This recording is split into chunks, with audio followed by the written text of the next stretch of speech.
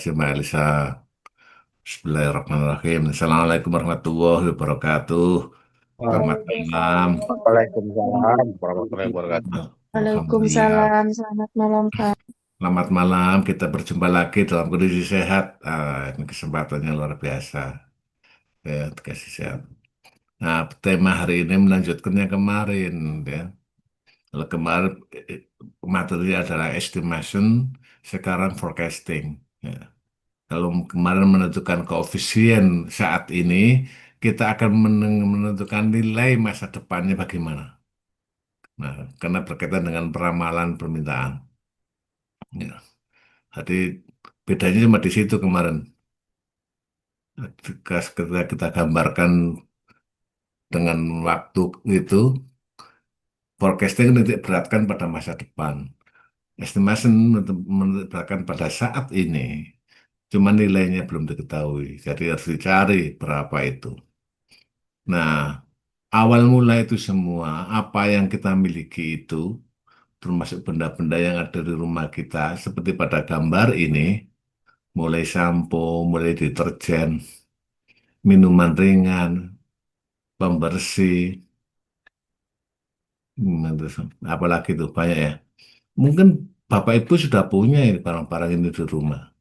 Ini semua proses salah satunya lewat peramalan.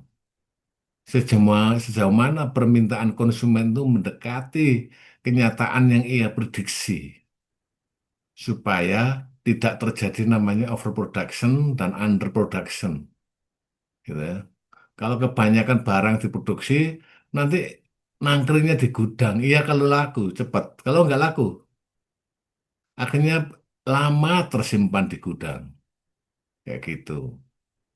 Nah, itu tandanya barangnya kurang laku. Kemampuan labaan dari itu, investasinya itu kurang cepat. Kalau bisa barangnya cepat terjual, jangan lama-lama di gudang. Ya. Dan hampir semua produk di sini punya masalah lalu ini. Ada yang laku keras, ada yang sedang-sedang saja, bahkan ada yang menurun, bahkan ada yang dijual ke pihak lain. Ini contohnya Sariwangi ini, ya toh. Dulunya sempat tersendat-sendat ya. Akhirnya dibeli oleh Unilever ya. Sehingga keberadaan produknya di supermarket, di retail-retail itu masih ada sampai sekarang. Jadi sangat-sangat kuat sekali merek Sariwangi itu. Itu sampo, ya. Jadi tiap hari Bapak Ibu sampoan dan habisnya bisa diprediksi, gitu loh. Gampang untuk meramalkannya. Tetapi ada produk-produk yang nggak mudah untuk diramalkan, gitu loh. Ya. Tetapi satu sisi ada produk yang gampang diramalkan, bahkan habisnya bisa ditebak, gitu. Anehnya tidak semua produk kayak begitu. Nah, kita perlu mulai dari perma- pemahaman tentang forecasting. Di seni dan ilmu untuk memperkirakan kejadian di masa depan. Nah, tentu peramalan ini tidak seperti Mbak Dukun ya, meramalkan nasib, meramalkan rezeki, meramalkan dengan cara pakai kemenyan ya toh, dengan cara motong ayam apa gitu. Enggak begitu ini ramalannya. Itu satu sisi memang itu juga namanya peramalan, tapi peramalan yang nggak pakai data. Nah, kalau peramalan yang kita ambil adalah peramalan pakai data, bisa dipertanggungjawabkan dan bisa dibuktikan. Tapi kalau Mbak Dukun nggak bisa karena supernatural. Ada seninya, iya, karena metode dalam hal peramalan, bahkan lingkungan makro mikro ikut terlibat di dalamnya. Jadi ada unsur seninya antara satu peramal dengan peramal yang lain. Seperti itu. Cuma kita harus bawahi bahwa itu hanya untuk mendekati permintaan konsumen saja. Masalah besar dan tidaknya, nah itu di tangan Tuhan lagi itu yang menentukan. Ya, lewat tangan-tangan konsumen untuk membelanjakan uangnya. Jadi belanja apa tidak? Kan inti kekuatan ada pada konsumen. Kalau konsumen beli terus ya kemungkinan naik bisa. Tapi kalau konsumen sudah nggak mau membeli, wah bisa wassalam itu. Karena pindah ke pesaing, karena bisa jadi income-nya turun dan macam-macam ya. Titik tekannya pada memperkirakan kejadian masa depan. Itu bagaimana? Intinya di situ. Hampir semua definisi titik tekannya sama ya. Menitik bekan pada keadaan di masa depan. Tapi didasarkan pada data historis gitu loh. Data-data yang lalu gitu. Kayak gitu. Nah, bahasanya yang lebih mendalam itu biasanya ada di demand management, bukan demand forecasting. Nah, itu bedanya. Kalau demand management lebih cenderung sampai sampai ke raw materialnya, koordinasi antar bagian-bagian, mulai raw material, mulai manufakturnya, mulai distributionnya, wholesalers dan retailernya itu dibahas semua.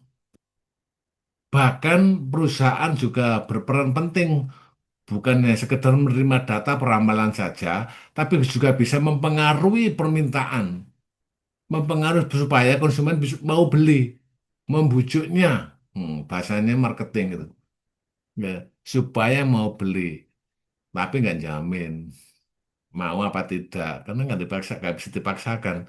Tapi kadang marketingnya kuat, kadang nggak beli, nggak kepingin beli pun jadi ingin beli gitu loh, ya. Karena yang diserang adalah emosinya, bukan logikanya kadang-kadang. Rata-rata marketing menyerang emosinya. Karena emosi itu cenderung ada pada, tekanannya ada pada keinginan, bukan kebutuhan. Kalau kebutuhan ada batasnya. Kalau keinginan tak ada batasnya. Nah, kalau sudah nggak ada batasnya, itu yang diserang. Walaupun saya sudah punya, kayak kepingin beli lagi. Walaupun sudah punya, kepingin beli lagi. Begitu. Sehingga bajunya banyak, sepatunya banyak, handphonenya juga banyak, sepedanya banyak, mobilnya juga banyak loh itu. Gak satu, banyak. Walaupun kebutuhannya cukup satu aja bisa. Kayak begitu. Ya, itu juga. Nah, bagian produksi mengagregasikan berdasarkan produk dan waktu. Menggabungkan ya, antara produk dan waktu. Iya, karena produk itu ada masanya. Gak semuanya life cycle produknya itu panjang. Ada yang pendek, 3 bulan kadang-kadang sudah tutup, sudah nggak laku. Ya, kadang baru diperkenalkan, kadang-kadang nggak laku. Tapi ada yang panjang sekali dari hidupnya. Ya, terutama makanan itu yang berbau santan, itu dari hidupnya pendek sekali. Pagi dijual, sore itu basi yang mengandung santan. Mungkin Bapak Ibu pernah mencobanya. Iya toh? Sudah nggak fresh lagi lah. Begitu. Agak pliket-pliket gitu sedikit ya. Rasanya juga berkurang, nggak seberapa enak. Karena dari hidupnya itu beda-beda, ada yang lama sekali ya. Ya. Terus bagian pemasaran ini mendasarkan pada mengagregasikan wilayah dan waktu. Iya, barangnya tahan lama apa tidak? Barangnya kategori baru apa tidak di wilayah tertentu? Mungkin di wilayah yang lain sudah jenuh itu produknya. Ya. Tapi di wilayah lain lagi belum ada produk seperti itu. Kan jadi produk baru akhirnya. Ya, kayak gitu. Ya toh. Jadi di Jakarta sudah jenuh, di Papua belum, ya toh. Bisa jadi itu. Maka pindahlah ke Papua. Jadi wilayah itu sangat mempengaruhi juga. Ya. Bahkan bukan antar kota, antar negara bisa. Di Amerika sudah jenuh produk itu, di Indonesia masih baru. Itu bisa. Ya. Wilayah itu mempengaruhi waktu. Nah, pentingnya peramalan. Untuk apa sih? Yaitu berapa banyak produk harus dibuat? Ya iya, berdasarkan data masa lalu, produksi harus dibuat itu sekian jumlahnya. Jadi hanya sekedar berusaha untuk mendekati kenyataan permintaan aja. Pasnya berapa nggak tahu, nggak ada yang tahu. Itu rahasia itu, nggak ada yang tahu pasti, nggak ada yang tahu. Kalau hanya ingin berusaha untuk mendekati, nah itu namanya lewat peramalan itu. Pasnya, uh, semakin jauh waktu yang diramalkan, semakin jauh pula ketidakpastiannya, gitu loh. Besok ada apa aja kita nggak tahu ya.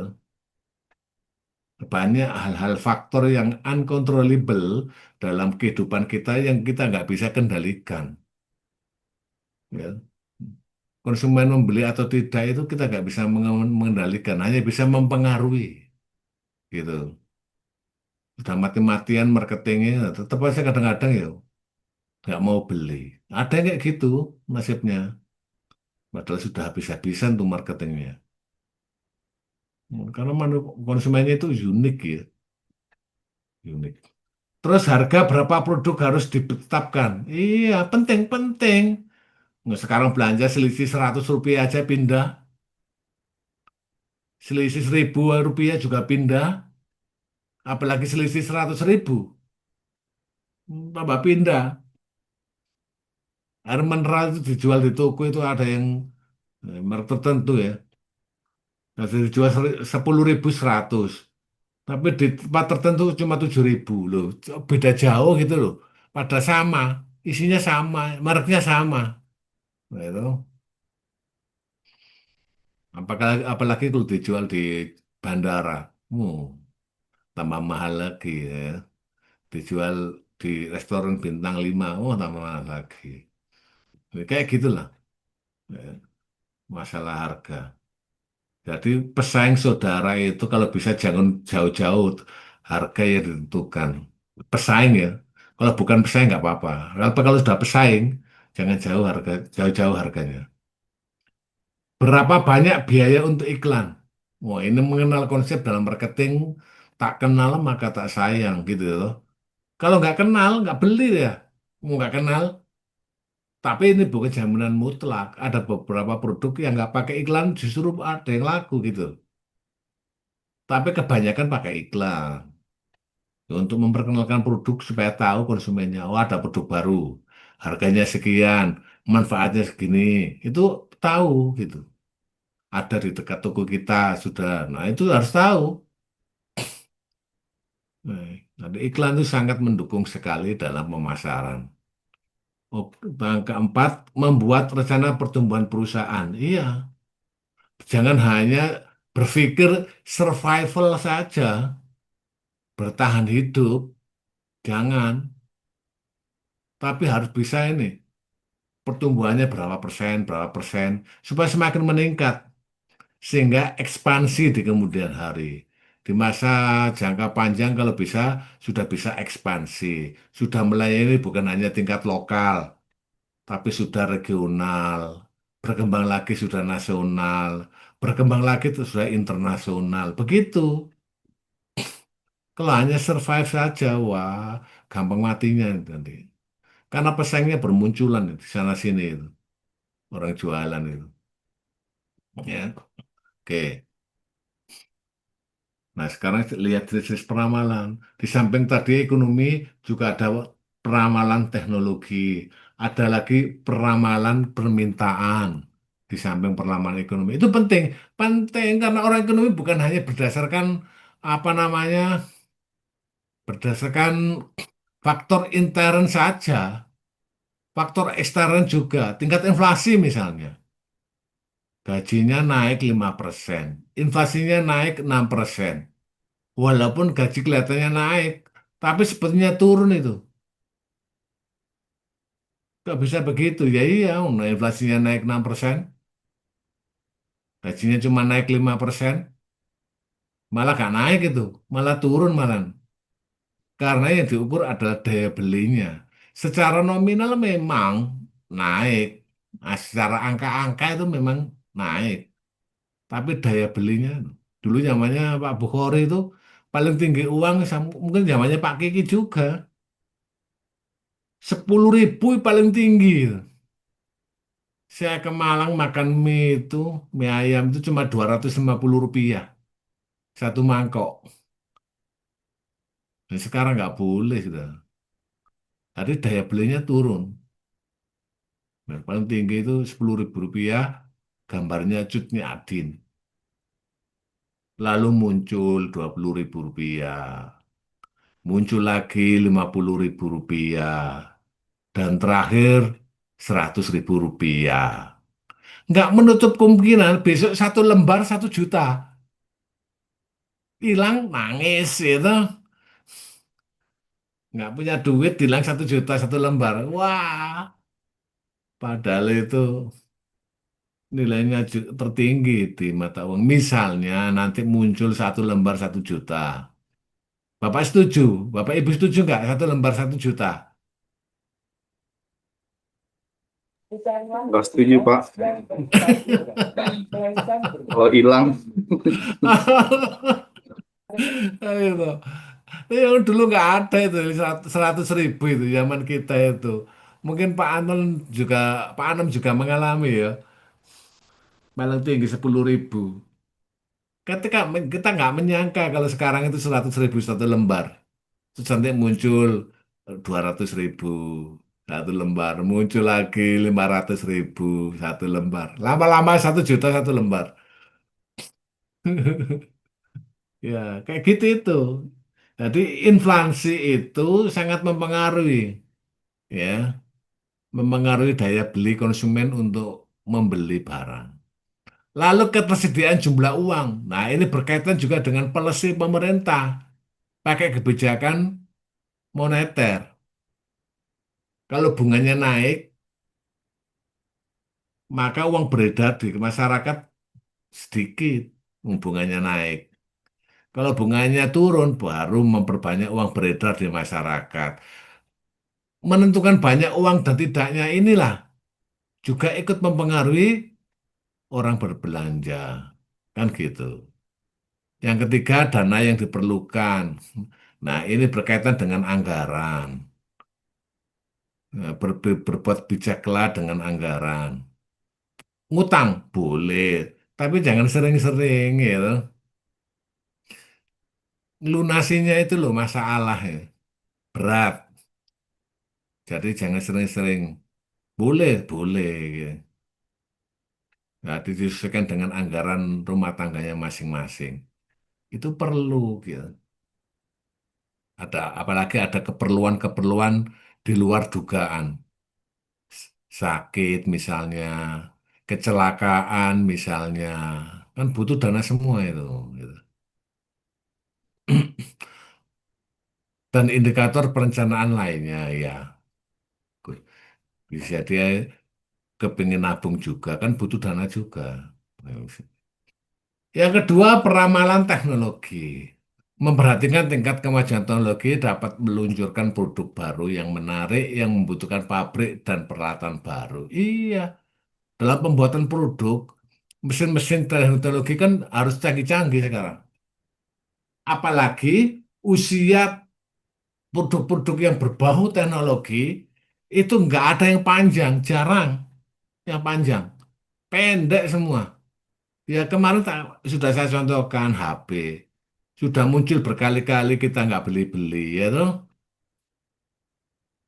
Besok muncul lagi kita belum lagi-lagi. Jadi HP kita itu terkesan jadul banget gitu loh. Karena nggak ganti-ganti. Hmm. Sudah ada seri yang terbaru kita nggak ganti. Nah, tadi life cycle produknya itu cepat banget daur hidupnya. Sebab kalau nggak gitu, pesaingnya munculkan baru produk lagi, wah kuno akan ketinggalan akhirnya. Nggak kesentuh. Ada produk baru sudah yang lama itu dianggap kuno sudah. Ada yang terbaru, mesti begitu. Dan mereka bangga gitu, ya, kayak gitu. Yang ketiga, peramalan permintaan. Ini proyeksi permintaan untuk produk atau layanan suatu perusahaan atau biasa disebut juga peramalan penjualan dalam hal apa? Pengendalian produksi. Iya, di bagian produksi kan ada kapasitasnya, ada sumber dayanya, mesinnya, manusianya, ya toh, di dalamnya itu dan segala peralatan untuk memproduksinya kan ada terbatasnya, nggak bisa kita pacu nonstop itu, apalagi sampai lembur berhari-hari.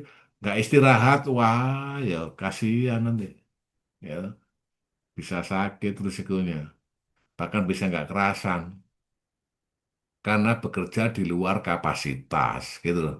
Ya, manusia kan juga perlu istirahat. Memangnya mesin dipacu terus nggak sambat karena benda mati. Kalau manusia kan ya ada sakitnya, ya.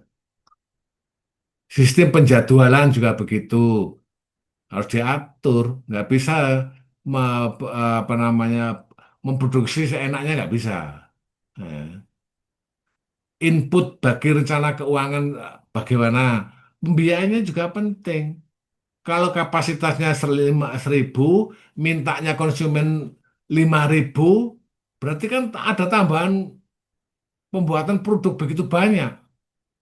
Keuangan akhirnya pinjem ke lembaga-lembaga keuangan.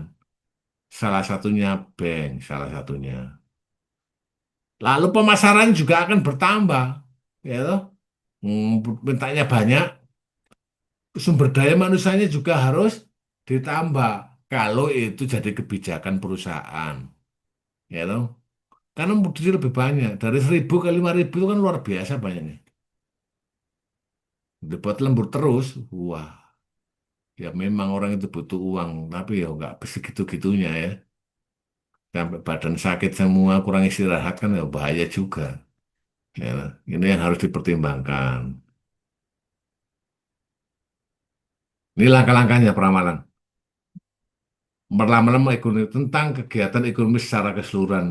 Jadi contohnya gross national product atau kemampuan penduduk Indonesia dalam memproduksi itu gimana perusahaannya. Kondisi bisnis biasanya bagaimana. Iya loh, kan harus bisa membaca itu. Seperti COVID kemarin, siapa yang bisa bertahan? Sedikit sekali yang bisa bertahan. Mas banyak yang tutup itu, bahkan memulangkan karyawannya. Tapi harus pinter-pinter ya. Kelihatannya sepele meramalkan itu. Tapi ternyata pengaruhnya banyak dari berbagai sisi. Terus langkah kedua, membuat peran ekonomi mikro tentang permintaan dan penjualan dari industri dan perusahaan.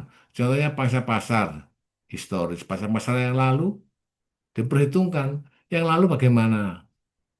Ada perkembangan permintaan enggak? Gitu. Kita kan terus memantau, sebab ada sih biasanya wilayah-wilayah tertentu yang kadang-kadang lalai bahkan juga eh, lewat begitu saja pangsa pasarnya, segmentasi pasarnya nggak terjamah di ke dalamnya, di ke daerahnya. Kan ada kayak gitu itu. Ya kemungkinan bisa sendiri karena sulit dijangkau juga bisa. Harus harus pakai peralatan pesawat angkasa untuk membawanya. Kan sulit. Seperti di Papua itu medannya sangat sulit. Lewat darat sulit, lewat laut juga ada, pegunungan banyaknya. Sehingga untuk mendatangkan produk harus pakai pesawat itu. Itu kan salah satu yang sangat menyulitkan ya. Nah, sekarang peramalan itu ada dua, kualitatif dan kuantitatif. Sebelum saya lanjutkan, adakah pertanyaan?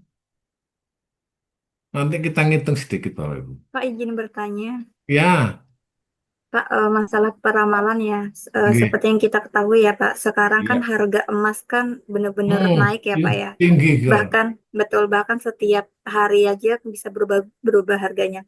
Hmm. Pertanyaan saya, bagaimana metode peramalan yang dapat digunakan untuk memprediksi harga emas Emas. Pak, di masa depan? Mohon Hmm. dijelaskan ya Pak. Terima kasih. Nggih. Emas itu adalah salah satu barang yang sangat stabil nilainya. Mulai zaman dulu sampai sekarang. Sangat stabil sekali harga emas itu. Ya. Oleh karena itu, investasi emas itu dianjurkan. Karena mengikuti itu, kekuatan nilai mata uang juga. Gitu.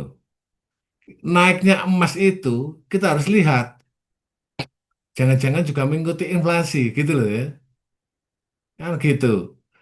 Seakan-akan nominal itu begitu tinggi. Terus kita bandingkan dengan inflasi. Gimana naiknya? Apa benar-benar tinggi? Apa cuma naik biasa aja? Kalau dibandingkan dengan inflasi. Jangan lihat nominalnya. Tadi sudah saya katakan. Nilai 10.000 zaman kita itu. Makan mie ayam cuma 250 rupiah. Sekarang sudah nggak boleh sekarang. 5.000 minimal hari ya. Mungkin 10.000 lah sekarang.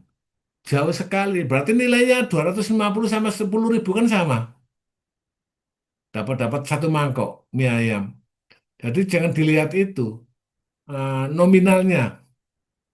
Kita terjebak nanti. Dulu zamannya Pak Harto itu, kalau ingin menaikkan barang-barang, gajinya PNS itu dinaikkan dulu. Gitu caranya. Wah naik ini seneng dia. Padahal kebijakan polisi berikutnya dinaikkan harga-harga barang. Seakan-akan naik. Tapi kenaikan itu ternyata bukan naik, turun malah. Nggak kayak gitu, Bu. Tapi yang jelas harga emas itu, benda logam mulia ini paling bisa bertahan dari masa ke masa. Karena permintaan sangat banyak. Permintaan akan emas itu sangat banyak. Karena ada keyakinan, ada kepercayaan kalau orang punya emas itu bisa dikatakan kaya. Bahkan ada tambahnya, bisa dikatakan cantik. Gitu, gitu. Itu yang bikin banyak permintaan. Sama dengan dolar. Dolar Amerika Serikat itu kenapa relatif stabil? Bahkan dijadikan patokan. Karena banyak peminatnya, banyak yang minta. Nah, hukum permintaan penawaran itu bekerja di situ. Semakin banyak permintaan, benda itu akan semakin mahal. Gitu. Dan ternyata benar. Emas dari dulu sekarang itu jadi idola favorit terutama kaum hawa, gitu. Gitu. Sudah punya ini beli lagi, sudah punya ini beli lagi, kan gitu. Ya, karena ada sebagian masyarakat kita mempercayai bahwa emas itu bisa mempercantik gitu loh. Ada yang punya kepercayaan kayak gitu, gitu. Walaupun kenyataannya tidak, gitu. Masa semakin banyak emasnya semakin cantik, kan enggak, gitu. Nah, dipakai secukupnya saja. Tapi ada kayak gitu itu, ada yang dipakai semua juga ada, gitu. Di tengah-tengah masyarakat Indonesia apalagi. Jadi itu Bu, selagi permintaan itu terus bertambah, ya, punya keyakinan kepercayaan bahwa membeli emas itu tidak rugi, maka terus meningkat orang beli emas, gak semakin menurun karena salah satu bahan untuk perhiasan dan kecantikan diri itu seperti itu Bu. Baik, Tapi Pak, kita dimengerti. Terima iya kasih. naik terus. Mm-mm, naik terus Bu itu enggak. Kan penduduk manusia kan semakin banyak ya. Jadi harga emas itu kecenderungan naik terus. Saya lihat terus dari waktu ke waktu zaman ibu saya sampai sekarang itu yes, naik terus. Cuma yang diantisipasi adalah apakah kenaikannya itu lebih rendah apa lebih tinggi dari kenaikan inflasi. Nah itu yang harus jadi patokan. Jangan-jangan lebih tinggi inflasi. Wah, ya nggak naik akhirnya. Turun. Itu yang harus diantisipasi. Gitu Bu, kalau menurut saya ya, oke, pandangan saya. Karena saya nggak pernah lihat emas turun begitu gratis. Paling itu turun sebentar dikit langsung naik lagi melejit ya. Gitu. Ini berbahagia sama ibu-ibu yang suka menyimpan emas ya. Harganya meroket. Apalagi yang kira-kira. Cukup, Pak, sudah dimengerti. Iya, Terima kasih, iya. Pak. Terima kasih Bu Wiji. Iya ya. Sekarang kita jual mahal emas kita. Tapi kita juga menutup mata. Kalau kita beli kan juga mahal gitu. Gitu. Jadi dilihat dari dua sisi, permintaan dan penawarannya. Oke, Oh, tak jual dulu saya belinya cuma sekian loh Pak. Sekarang tak jual jadi sekian. Dulu ya toh. Dulu itu berapa gitu. Zaman tahun piro gitu itu toh. Nah, kenaikan inflasi itu yang harus dipertimbangkan. Nah, ini makanya Rp250 dengan Rp10.000 itu jangan-jangan daya belinya sama. Oke, selanjutkan ini kriteria penentuan metode peramalan. Biaya persiapan peramalan itu harus ditentukan. Karena kalau semakin akurat, semakin mahal biasanya. Kayak gitu. Dan keuntungannya kalau hasil, hasil peramalan ini tinggi apa enggak yang diramalkan. Itu satu pertimbangan. Jangka waktunya dalam pembuatan keputusan. Ada yang pendek, menengah, dan panjang. Apalagi ada benda-benda tertentu yang sulit untuk diramalkan. Kan? Kok bisa begitu, Pak? Iya, spare partnya on the deal kendaraan itu kan rusaknya kan nggak menentu. Padahal belinya sama. Karena penggunaannya berbeda. Ada yang sangat berat, ada yang penggunaannya standar, ada yang jarang dipakai kendaraannya. Sehingga tingkat kerusakannya kan berbeda-beda. Sehingga peramalannya ini random. Gitu. Sulit untuk diprediksi. Itu salah satu contoh. Yang ketiga, periode waktu peramalan. Jangka pendek itu tadi itu. Tingkat akurasi yang dikehendaki. Tingkat ketepatannya berapa? 5%? 10%? Nah itu. Ya, ada yang 1% bagus. Ya, toh. Tambah bagus. Dengan tingkat kesalahannya semakin kecil. Terus kualitas dan ketersediaan data. Bagaimana dalam mengambil data? Ada nggak yang data yang sesuai yang diinginkan? Karena di luar sana ada miliaran data. Kita masuk internet itu, uh, begitu banyak itu data itu. Cuma ambil saja yang sesuai, yang berkaitan dengan peramalan itu sendiri. Termasuk nanti garap skripsi, ambil data yang sesuai dengan judulnya Bapak Ibu. Yang nggak sesuai dengan judul Bapak Ibu nggak usah diambil. Untuk apa? Jadi jumlahnya sangat luar biasa banyaknya, ya. Terus tingkat kerumitan hubungan yang diramalkan, iya, yang pakai SM itu malah bukan mengukur satu arah, dua arah. Apalagi variabelnya bukan satu, dua, tiga, empat, banyak itu. Wah ini sangat membingungkan lagi nih kalau nanti dipraktekkan ya. Ada pembahasannya sendiri di MedPen. Ini dibagi dua, kualitatif dan kuantitatif. Ini sama-sama penting Bapak Ibu. Ya saling melengkapi ceritanya. Jadi jangan ada kata-kata wah kualitatif lebih penting karena lebih mendalam bla bla bla bla bla enggak. Ya toh. Yang kuantitatif juga penting. Jadi sama-sama penting, saling melengkapi. Kalau mixed jauh lebih bagus karena dua-duanya ada. Tapi kalau kuantitatif saja atau kualitatif saja, jangan ngomong ini jauh lebih penting, ini penting. Lebih penting dari ini jangan. Sama-sama penting, gitu. Ya, nah, sekarang kita urai satu-satu. Peramalan kualitatif. Ada yang namanya teknik survei tentang pabrik dan para eksekutifnya. Gitu.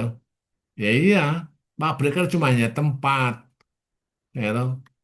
Berkaitan dengan naik turunnya permintaan gimana? Keputusan para eksekutif itu. Bisa memenuhi nggak?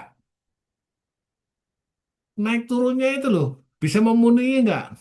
Siap nggak itu?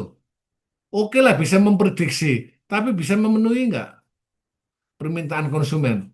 Naik 20% saja, kalau nggak bisa memenuhi gimana? Atau produksinya turun 20%, mampu nggak bertahan? Nah, itu juga dipikirkan juga.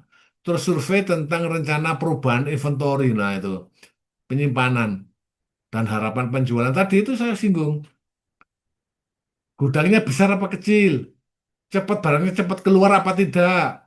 Cepat maksudnya cepat terjual apa tidak? Jangan-jangan mengendon semua di inventory, ya rugi.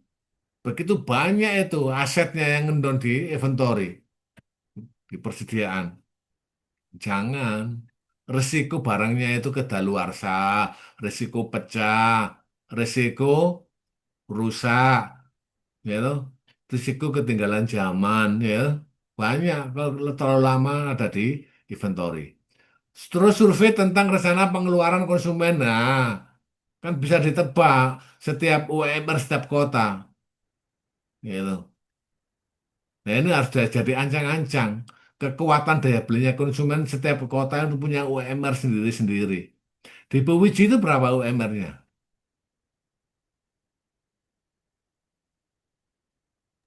Di sini 3,5, Pak. 3,5. Betul. Lebih sedikit, Pak. Iya, berarti tinggian Malang ya. Malang itu masih gitu ya. 4,38 apa berapa? Apa 48 ya? 4,8. Itu lebih tinggi Malang kelihatannya. Itu aja kalau punya istri satu, anak dua, nggak cukup loh. Gitu. Untuk anak-anak aja, untuk pendidikannya, ya, biaya hidupnya, wah, kesulitan sudah itu. Padahal itu sudah UMR itu. Apalagi yang di bawah UMR, jauh lebih sulit. Dan itu jumlahnya banyak. Yang income-nya di bawah 4 juta itu, aduh, luar biasa banyaknya. Karena mereka mau makan apa adanya, jadi dicukup-cukupkan bisa gitu loh. Bahkan yang nggak punya, belum punya rumah itu banyak itu. Ya kayak gitu itu. Gitu. Karena low income, UMR-nya rendah.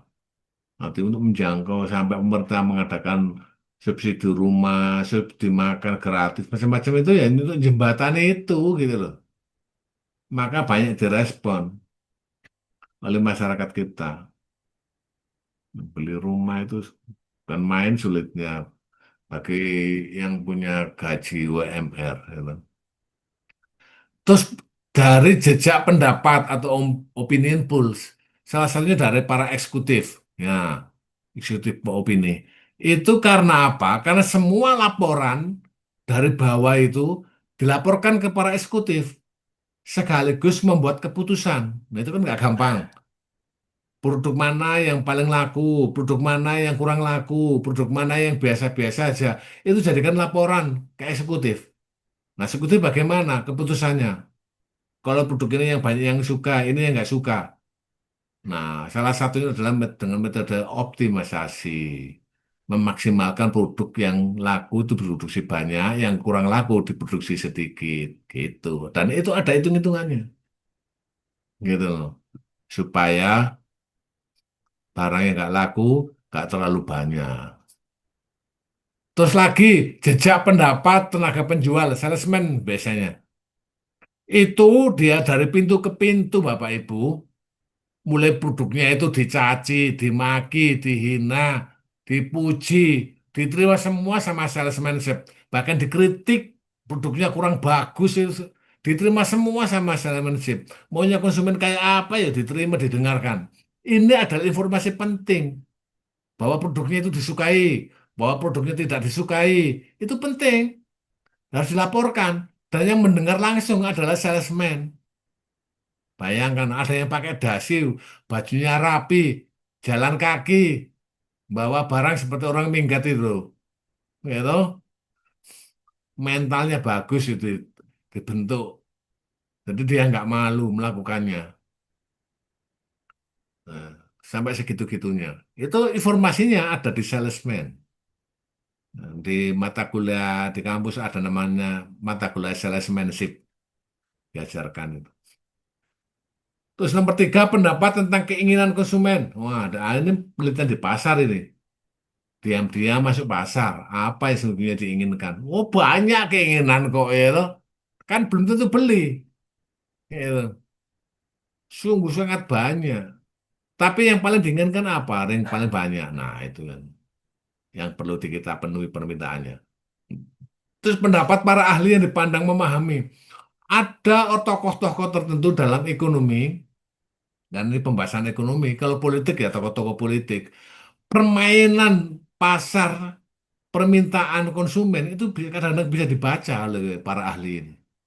Karena dia karena secara ilmu sudah mumpuni untuk bisa memprediksi di kemudian hari. Nah, para ahli-ahli itu.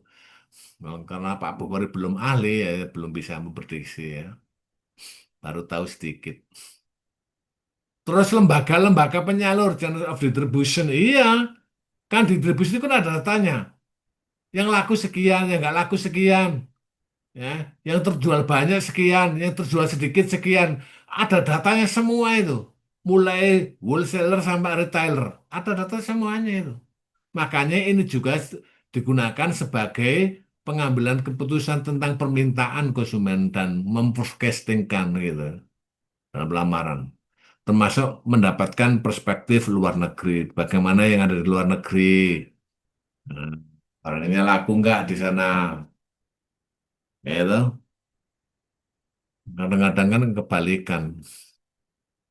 Di luar negeri kalau pemutih, di dalam negeri laku keras di Indonesia. Kalau di diekspor ke Eropa, orang Eropa sudah putih semua, gitu. Eh, udah ideal rata-rata badannya karena suka sport. Kalau bagaimana kalau di Timur Tengah? Wah, ini beda lagi. Di Timur Tengah itu kebanggaan bila suami istrinya itu gemuk, gitu. Tanda-tanda kemakmuran. Nah, kalau di Eropa, wah, dihindari itu gemuk, gitu. Dan Indonesia salah satunya lah kiblatnya Amerika Eropa. Cari wanita yang ideal badannya, kan gitu. Kalau di Timur Tengah enggak, semakin gemuk semakin bagus, gitu. Aneh ya. Jadi kayak gitu itu menentukan juga perspektif luar negeri itu penting. Obat pelangsing diekspor ke Timur Tengah nggak laku. Ya. Justru bagus di Eropa, di Amerika, di Indonesia bagus. Oh, pemutih nggak cocok di Eropa, ya toh? Wis rata-rata putih. Di Indonesia laku keras pemutih itu. Ya. Karena orangnya coklatnya. Nah, inilah gambaran berbagai fluktuasi naik turunnya suatu permintaan gitu. Ada yang seminggu, ada yang perintahnya seminggu, tiap minggu itu naik, lalu turun lagi, tiap minggu lagi naik lagi. Ada yang begitu, itu gampang diprediksi. Terutama barang-barang pokok itu mudah diprediksi, mudah diramalkan, gitu. Tapi habisnya juga bisa diprediksi bahan-bahan pokok itu. Ada yang semusim sekali naik, gitu. Ada yang setahun sekali naik, kan begitu. Lalu turun lagi. Kalau lagi musiman kayak seperti mangga ini sekarang mangganya lagi naik, gitu. Permintaan akan mangga. Tapi kalau nggak musim turun, kan gitu. Ada yang setahun sekali, misalnya pas hari raya naik, lalu turun lagi setelah hari raya, gitu. Ada yang tahunan, ada yang bulanan, ada yang mingguan. Nah, yang sulit itu yang random ini. Sulit untuk diprediksi kapan turunnya, kapan naiknya. Ya, itu jadi masalah juga. Itu paling sulit. Apalagi kalau perusahaannya nggak sesuai dengan kapasitasnya, wah tambah sulit. Apalagi masalah transportasinya, wah semakin mumet itu memikirkannya. Ya, inilah rumus rumus untuk memprediksi, untuk meramalkan data yang sudah ada dengan model regresi. Y sama dengan A plus BX biasanya begitu. Ini ditulis dengan kok notasi yang berbeda. ST sama dengan S0 plus BT. Itu ada keterangannya. ST itu nilai dalam waktu yang diramalkan. SO itu konstanta, regresi. Konstanta itu jumlah absolut, itu cenderung nilainya tetap. Karena nggak mungkin konsumen nggak beli, makanya jumlahnya mesti tetap angkanya. Ya, toh, mesti keluar. Nggak akan boleh dari nol. Karena orang pasti beli gitu. Nggak mungkin nggak beli. Itu S0 namanya. Atau konstanta. T ya, itu periode waktu yang diramalkan. Ingin tahun berapa? Tahun kedua, ketiga, atau kuartalan misalnya. Bisa. Nanti kita ngitung Bapak Ibu ya. dan G adalah laju pertumbuhan. Oke. Nah, sekarang kita bahas tren. Sejak tadi kita singgung dikit tentang tren. Nah, sekarang muncul tren. Tren itu gerakan panjang dimiliki kecenderungan pada satu arah, yaitu arah naik dan turun. Tren itu bisa naik, bisa turun, gitu loh. Dan ini harus jauh-jauh hari bisa dibaca tentang kenaikan ini. Kalau enggak kedahuluan pesaing, kita kalah. Jadi tanggap terhadap perubahan lingkungannya itu penting. Oke. Anehnya, setiap ada tren, nggak selamanya naik terus. Ada yang naik turun, ada yang stabil atau flat gitu. Ada yang terjun bebas turun terus. Ya namanya tren. Ya. Sekarang lagi tren celana sobek-sobek. Waduh. Dikatakan modern. Ini modern, Pak. Yang lubang-lubang ini, yang sobek-sobek ini. Bayangkan, anak sekarang. Tak beritahu saudara kita di Papua itu banyak yang sobek-sobek celananya, bahkan alami. Gitu, sobeknya, nggak dibuat-buat. Apa nggak lebih modern itu? Ya toh. Masa orang Malang pakai celana sobek dikatakan modern. Tapi orang Irian Jaya pakai pakaian sobek-sobek dikatakan primitif. Kan keliru itu. Ya. Nah inilah cara memaknai itu yang keliru. Ya. Makanya kan anak itu kadang-kadang ikut-ikutan saja. Apa yang dikatakan modernisasi itu nggak ngerti. Ya memang lagi ngetren. Saya pernah tanya kok, kenapa yang sobek-sobek itu jauh lebih mahal daripada yang nggak sobek? Kayak saya nggak bisa jawab itu. Ujung-ujungnya akhirnya penjawabnya. Banyak permintaannya Pak. Oh trennya berarti gitu. Gitu. Baju lubang itu mana digemari sama anak-anak itu. Ya, kok aneh itu loh. Itu fungsinya nutup aurat malah buka aurat ya. Ya, gitu. Tapi diberitahu nggak mau. Pokoknya no. Kalau udah pokoknya ya sudah. Hmm. Nah, sebelum ke metode penghitungan, ada pertanyaan ini mulai menghitung ini. Adakah pertanyaan?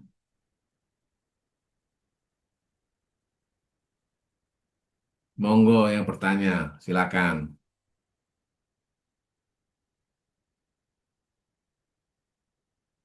Selain Bu Wiji. Ayo, bapak-bapak boleh. Silakan.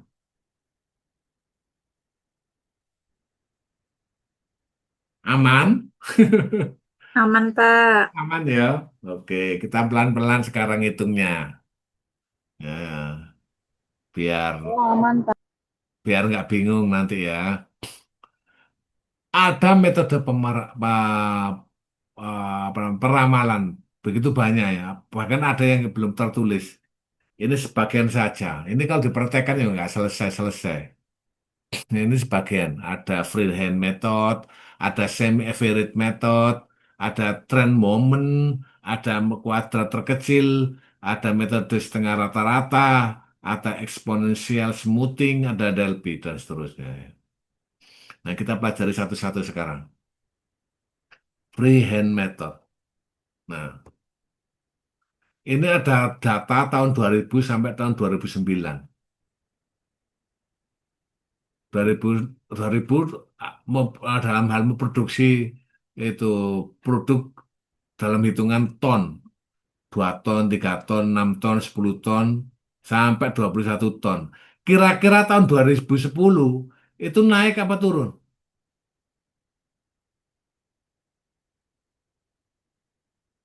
Ini metode freehand method. Itu tahun 2000 sampai 2009. Kira-kira 2010 naik apa turun? Naik, Pak. Naik. Yang lainnya?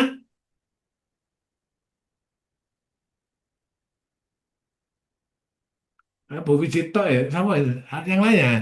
Naik, Pak. Naik. Iya. Oke. Bapak-bapak bapak-bapak ini nggak ada suaranya. Itu ada pergerakan data, Bapak Ibu. 2000 sampai 23 itu naik terus. Iya kan? Baru ke 2004 turun. Jadi setiap 4 tahun sekali terjadi penurunan. Iya nggak? Terus 2004 sampai 2007 naik lagi terus.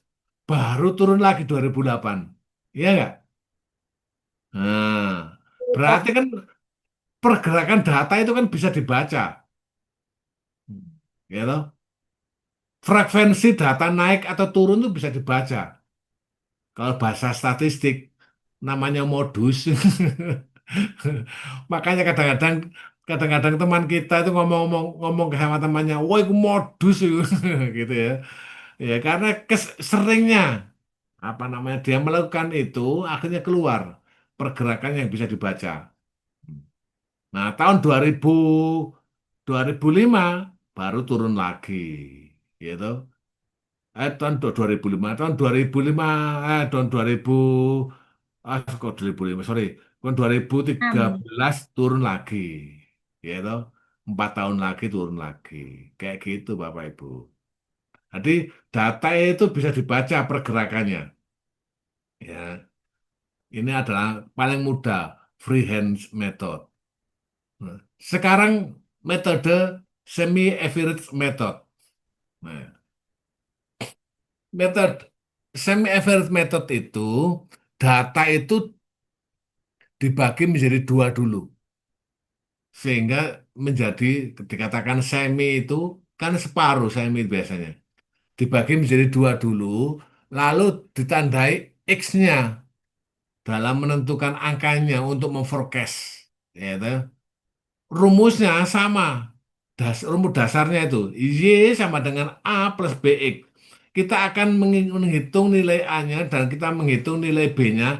Lalu kita ramalkan pada tahun keberapa X-nya itu yang kita inginkan. Nah itu di tahun berapa. Atau di waktu periode keberapa. Mungkin di bulan keberapa. Pokoknya menyatakan waktu. Ya, caranya pakai bikin Bapak Ibu. Nah, untuk mencari nilai A, nilai rata-rata kalau apa namanya dikurangi rata-rata kelompok satu, kelompok dua, ini kestantannya nilai rata-rata dikurangi rata-rata kelompok satu. Terus kalau B-nya X rata-rata kelompok dua dikurangi rata-rata rata-rata kelompok satu dibagi N untuk B-nya. N itu jumlah data, X-nya jumlah tahun dihitung tahun dasar. Contohnya kayak gini. Nah, kayak gini. Cuma ada tambahan sedikit Bapak Ibu. Untuk nilai X-nya, yang nomor 6 itu, bila datanya genap, nilai X-nya itu di tengah-tengahnya dimulai angka satu. Bentar, supaya nggak bingung. Nah, tuh.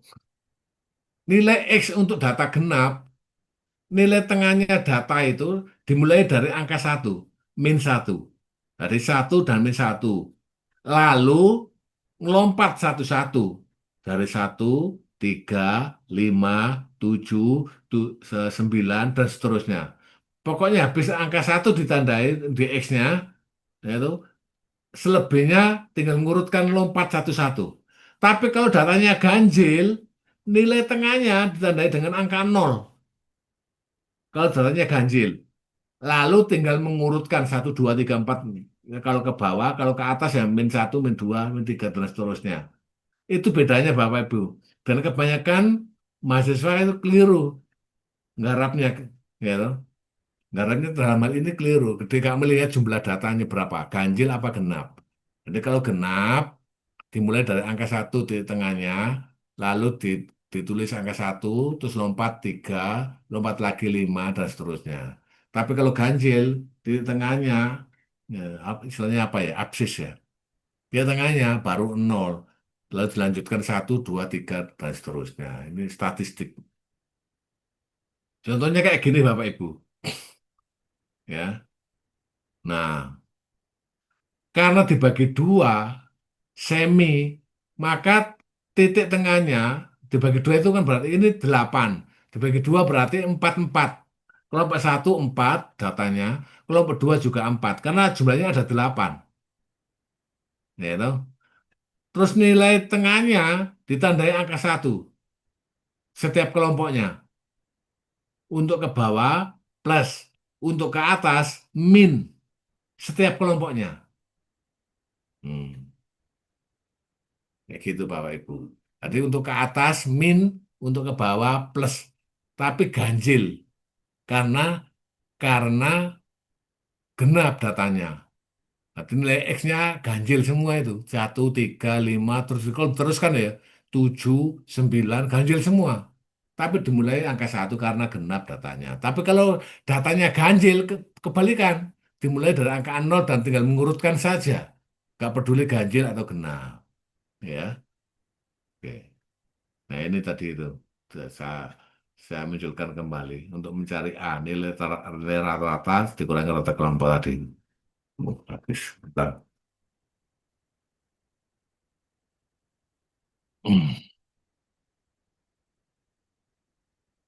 Nah, sekarang, nah ini contohnya untuk mencari X-nya. Untuk menghitung nilai forecast-nya, ya, toh, X yang dipergunakan berdasarkan perhitungan dari tahun dasar. Misalnya itu 8 tahun, ya, dibagi dua.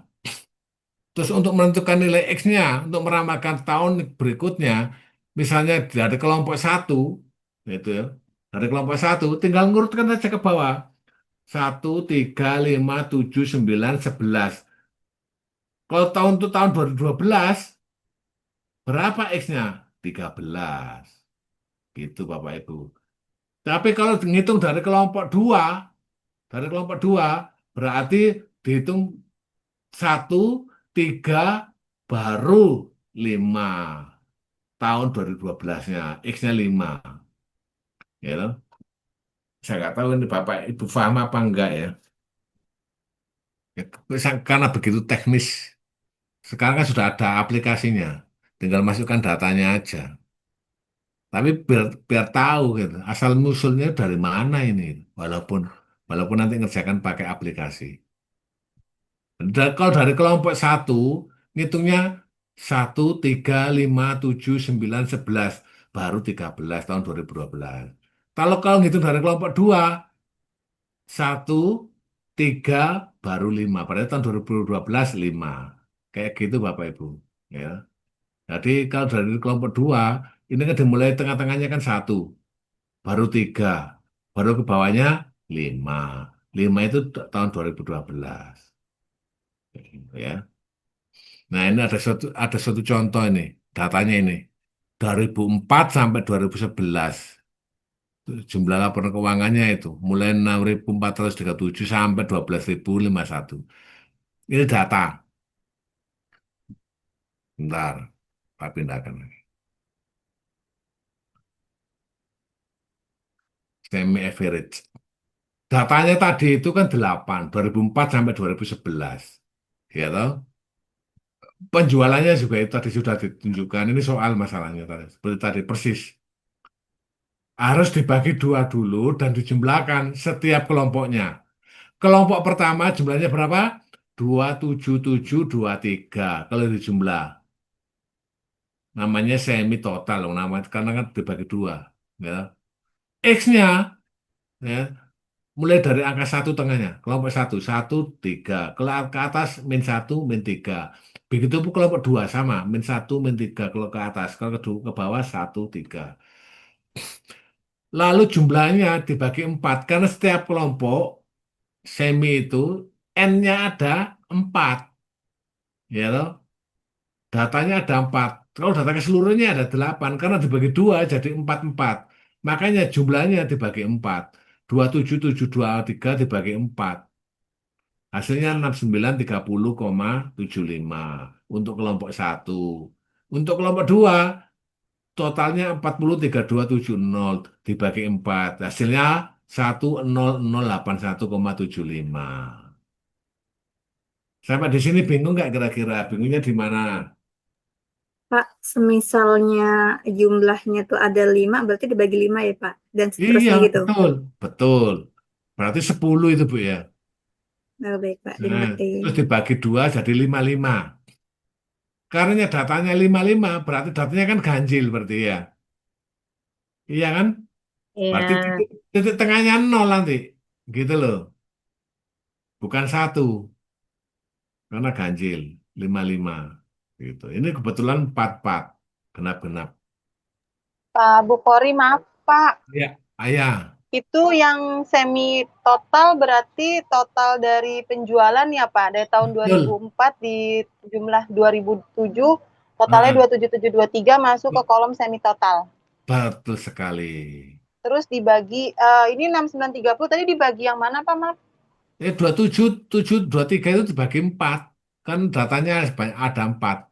4 tahun. Dari 4 tahun itu ya, Pak ya? Iya, Hmm. betul. Berarti kalau misalnya tadi kata Mbak Wiji ada 5 tahun, berarti dibagi 5 gitu ya Pak? Betul sekali. Itu. Masih Pak Tapi itu Bukhari. bagus. Oke. Apalagi yang lainnya nggak boleh diem loh kalau nggak tahu ya. Boleh ditanyakan. Pak Bukhari senang kalau ditanya. Hmm. Memang harus pelan-pelan memang ngitung itu. Hasil dari pembagiannya ada di semi average itu ya, Pak? Iya, betul. 277, 23 dibagi 4, 69, 37,75. Pak Bukhari, kenapa Dalam. harus dibagi 2? Kenapa nggak langsung aja bagi 8 semuanya dijumlahin? Namanya semi ya, dibagi 2. Oh, emang Separuhnya. udah rumusnya ya? Iya, dalam segitu. Oke. Semi itu tengah-tengah. Bahasa lainnya tengah-tengah. Kalau tengah-tengah itu berarti dibagi 2. Ya, semi. Bikin penasaran kalau semi itu. Ya. Pak, kalau yang total 27723 itu dibagi 4 juga apa gimana Pak? Kalau saya hitung Ih, 693075 dibagi 4 itu 277. hasilnya 1732. Enggak. Coba dihitung Yang lagi. yang dibagi 27723-nya sih dibagi 4. Jadi Itu hasilnya Iya, 693075. iya Cuman betul. keterangan doang, Vi. Itu itu itu kayaknya cuma lebih enak Pak keterangan. Bukhari sama dengannya yang di atas, Ketuker itu hasilnya yang di Pak. bawah Betul. gitu. Dibuat di bawah, di atasnya hasilnya ditaruh di bawah. Betul itu. Iya. Iya, itu ketuker makanya saya bingung kok hasilnya segitu dibagi 4. Iya, iya, iya, iya, iya. Benar. Benar, Makasih Pak. Pak. Iya, nggih, bener itu. Saran bagus, Pak. Nggih. Betul. Nanti tak rubah. Nanti 27723 dibagi 4 itu 6930,75. Oke ya. Terus, ada lagi kalau nggak ada tak lanjutkan. Nah, ini N-nya jumlahnya 8 tadi itu datanya. Rata-rata kelompok 1, 6930,75. Kelompok 1 hasilnya tadi itu ya. Sudah ada di atas tadi di tabel. Dan rata-rata kelompok 2, 10081,75. Untuk mencari koefisien B, tinggal rata-rata kelompok 2. Ini ada keliruan ini. Ya, ada keliruan. Seharusnya rata-rata kelompok 2, ya, dikurangi rata-rata kelompok 1 terbalik ini. Ini 1081 ini, 0,75 ini kelompok 2 ini nilainya. Dikurangi 6930,75 kelompok 1. Dibagi N 8. Jadi hasilnya 393,9. Jadi koefisiennya B itu 393,9. Terus konstantanya untuk A, untuk kelompok 1, 6930,75. Konstantanya untuk B 10081,75. Kalau ditulis akan jadi begini. Nah, udah langsung kelihatan isinya. Tinggal kita mencari X-nya saja itu dikalikan. Untuk kelompok 1, hasilnya kan 6930,75 tadi itu konstantanya. Koefisien B-nya 393,9 kalikan X. Kalau ngambil dari kelompok 1, ini ya, kelompok 1, X-nya berapa coba? Nah, kalau dari kelompok 1, X-nya berapa? Untuk tahun, sorry. Untuk tahun berikutnya. Loser ya, menurut saya. Tapi pindahkan dulu. Nah, nih. Kalau menghitung dari kelompok satu, X-nya ada berapa? X-nya itu, cara menghitungnya kayak gini. Kelompok satu itu kan dimulai dari angka satu, titik tengahnya, X-nya 3, terus ke bawah lagi 5, ke bawah lagi 7, ke bawah 9, lagi 9, 9, ke bawah lagi 11, 11. 13, Berarti berarti tahun 2012 X-nya berapa? 5. 5. Oh, bukan, itu kan dari kelompok 2 ke 5. Karena bener Oh, kalau ngitung dari kelompok 2 itu 5 X-nya. Iya, tapi kalau dari kelompok satu berapa tadi X-nya? Saya, 13, Pak. saya ulangi lagi. Kelompok satu itu tengahnya adalah 1, 2006 itu. Satu, terus 3, terus 2008, 5, 2009, 7, 2010, 9, 2011, 12, Pak. 11, Pak. 11. 12. Berarti 2012 berapa? 13. 13. 13. Jadi dikali X-nya ada 13 nilainya. Dikalikan 13 kelompok satu ini. Nah itu X-nya diisi 13 kelompok satu. Jadi 13 kali 393 kali 9 baru ditambah. Jangan dibalik ya. Jadi dikalikan dulu baru ditambah. Terus yang kelompok 2 393 kali 9. X-nya berapa tadi? Bu Erna 5. kan 5. 5, gitu. 5 kali 393,9 kali 5 baru ditambah 10081,75. Kalau ibu jumlah hasilnya sama ini. Coba hasilnya sama. Antara kelompok satu sama kelompok 2. Walaupun angkanya berbeda, tapi hasilnya sama. Coba dikalikan dulu baru ditambah.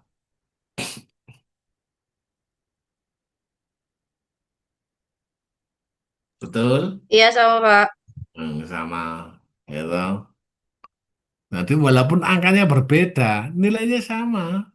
Bahkan yang dikalikan itu berbeda, tapi nilainya sama. Konstantannya berbeda, tapi nilainya sama hasilnya. Nah, gitu.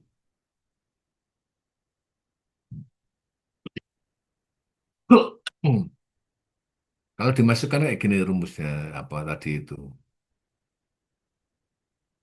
Nah, kalau di persamaan ini dimasukkan ke dalam tabel hitung-hitungannya, akan kayak begini gambarnya. Ya, toh. Jadi 24 sampai 2007 konstantanya atau A-nya itu sama, 6930,75. B-nya sama semua, baik kelompok satu maupun kelompok dua. Ya toh, dirumuskan begitu dirumusnya itu. Di atas itu persamaannya B-nya, koefisien B 393,9 X. Berarti B-nya itu sama semua. Tapi kalau A beda. Konstantanya satunya 6930,75 2004 sampai 2007. 2008 sampai 2011 A-nya beda. Ya toh. 10081,75. Gitu aja. Kalau digambar kayak gini. Gambar grafik biasalah gampang. Nah, setelah dihitung, hasilnya sama tadi itu. Kalau dihitung dari kelompok satu 13, dikalikan 13 itu. Ya kan? Nah, kalau dihitung dari kelompok 2, diisi X-nya. Di sini Pak Bori gak menghitungnya yang kelompok 2. Dikalikan 5 ya toh, seperti Mbak Erna tadi itu. Sudah ngitung hasilnya podo. Gitu. Berarti 5 kali 393,875 ditambah 100 gitu tadi itu kan yang konstanta nomor 2. Itu hasilnya sama nih, 12.051,13. Kayak gitu. Aku. Sampai di sini yang kurang paham bisa ditanyakan. Itu baru metode yang pertama. Metode kedua, semi-average method.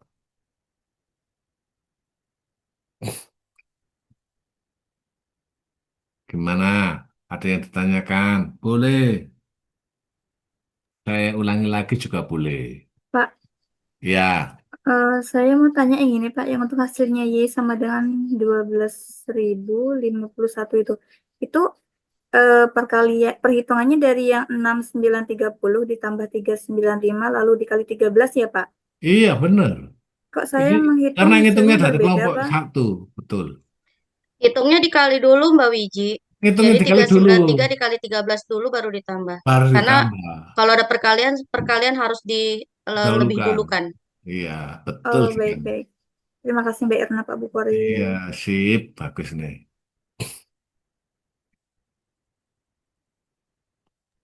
Pak itu yang koma 13-nya pembulatan ya Pak? Mm-mm. 0,13 ditulis boleh, tapi kalau cuma 2 digit aja nggak apa-apa ditulis. Sudah, sekarang nomor 3 metode trend moment. Wah, ini yang paling enak ini trend moment ini. Metode trend moment itu paling saya sukai. Oh, waduh. Karena paling mudah. X-nya tinggal ngurut saja nilai X-nya. Dan ngurutnya enak dari nol. Dan ngurutnya nolnya itu bukan dari tengah, dari atas. Oh, itu rumusnya untuk mencarinya nilai yang ditaksirnya. Sigma YI sama dengan N kali A tambah B kalikan sigma XI. Itu rumus pertama. Rumus kedua, sigma X, Y, XI, YI sama dengan A sigma XI ditambah B sigma X kuadrat. Nah, untuk mengisi rumus ini, itu paling enak ditampilkan seperti kemarin, Bapak Ibu. Lebih gampang. Ya, toh. Dengan data yang sama seperti ini, gampang nanti mencarinya. Nah, itu. Metode trend moment, nilai X pada persamaan tren dihitung dengan apa ini? Ayo, cek, ketutupan. Bentar. Dihitung dengan menjadikan data pertama sebagai tahun dasar dan nilai X sama dengan nol. Tadi ngitungnya dari nol, dan itu dihitung dari atas, bukan dari tengah. Contoh sebagai data tadi itu, ini contohnya. Datanya sama, datanya sama. Mulai awal sampai akhir datanya sama. Cuma caranya aja yang agak berbeda, tapi lebih mudah. Kita lihat sekarang ya. Nah, kayak gini nih. Oke, kan lebih mudah. No, kalau ditabelkan, Y-nya ini datanya ditabelkan. Jumlahnya kalau di total 68050. X-nya, nah tadi kalau semi average, X-nya itu ada di tengah untuk memulainya. Ini enggak, dimulai dari atas dan dari nol. 0, 1, 2, 3, 4, 5 diurutkan. Berarti tahun 2012 X-nya berapa?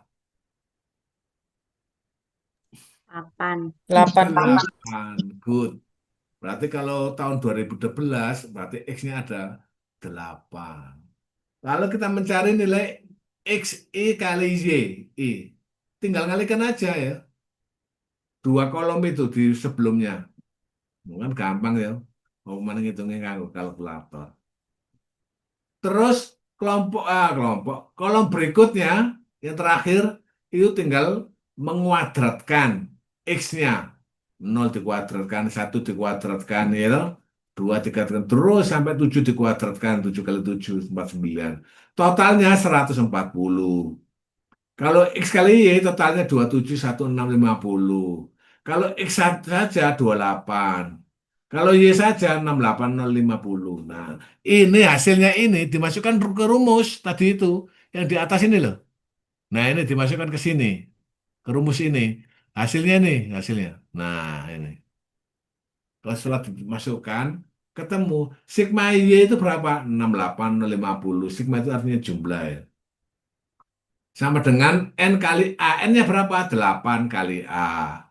Lalu B kali sigma X. Sigma X-nya 28. Jadi B kali 28. Itu yang rumus pertama. Yang rumus kedua, sigma X kali Y hasilnya 271650 sama dengan A kali sigma X.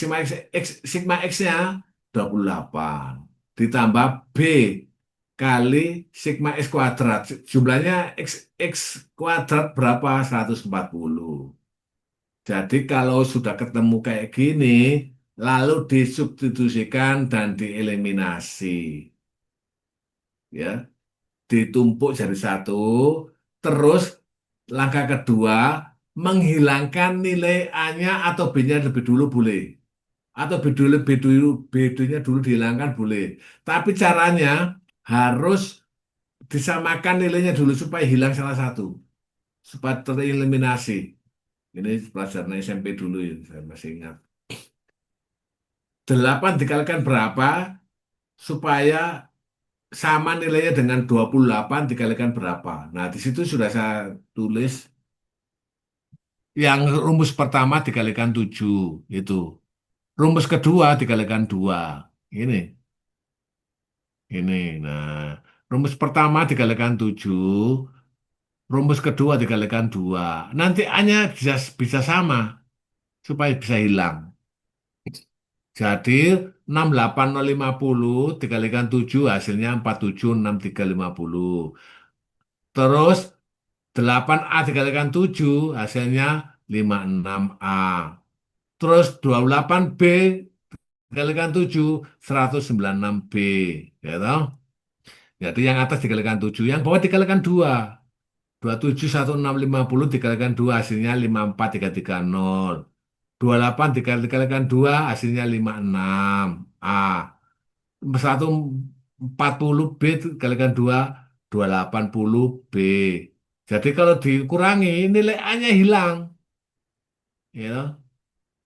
Tinggal yang hasilnya ini min 6 476350 dikurangi 54330 min 66950. B-nya masih ada 196B dikurangi 280B. Jadi tinggal min 84B. Lalu dikurangi pindah B-nya ini. Pindah B-nya tinggal 797,0. Ya toh? Gampang ya. Katanya gampang. Jadi B-nya ketemu 797,02. Eh, Pak, boleh ulang Pak, yang min 797,02 itu dapat dari mana ya Pak, yang B-nya? Yang mana Pesan. tuh? Yang mana Bu? Yang Yang mana? yang hasil B 27 itu. 271650 itu ya? Bukan. Yang ini ya? yang B sama dengan 797,02 itu hasil dari mana ya Pak? Hmm. Oh ini. Nilai B-nya kan dikeluarkan dulu matematika ini ya. Nih Mbak Erna pinter nih. B dikeluarkan dulu. Terus 66950 di apa nih guys salah dikurangi ya? Dibagi, Pak, dibagi Bagi 8, sorry Pak. dikurangi. Iya dibagi 84. Cobaan Bu. Udah ngitung sama kok, Pak. Iya temannya kan harus ngitung sendiri biar mantap kayaknya itu. Berarti Hmm. kalau apa berubah kayak gini minusnya jadi hilang ya Pak, tanda Iya minusnya. betul. Mm-mm. Kan min-min itu. Ya.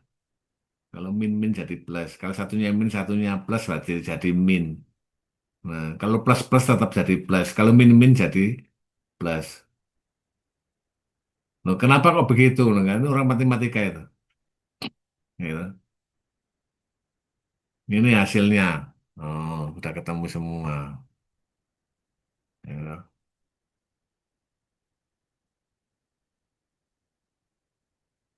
Ntar, biar kelihatan.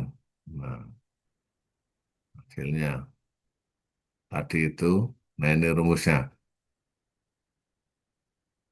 Jadi nilai yang pertama rumus itu 28 dikalikan 79702 yang hasilnya tadi itu. Hasilnya 22316,67. lalu digunakan untuk eh, apa namanya menentukan nilai A-nya. Akhirnya pindah 8A-nya pindah ke kiri. Hasilnya 45,733,33. Ya, 45,733,33. Itu dari mana? Dari hasil pengurangan. Ya toh? Dihitung, dikurangi aja lah, ketemu itu. Lalu A-nya ditinggal sendirian, 8-nya digunakan untuk membagi. Jadi 45,733 itu dibagi 8. Hasilnya 5,7 berapa itu? Nah, 5,716,67. Jadi konstantanya A-nya 5,716.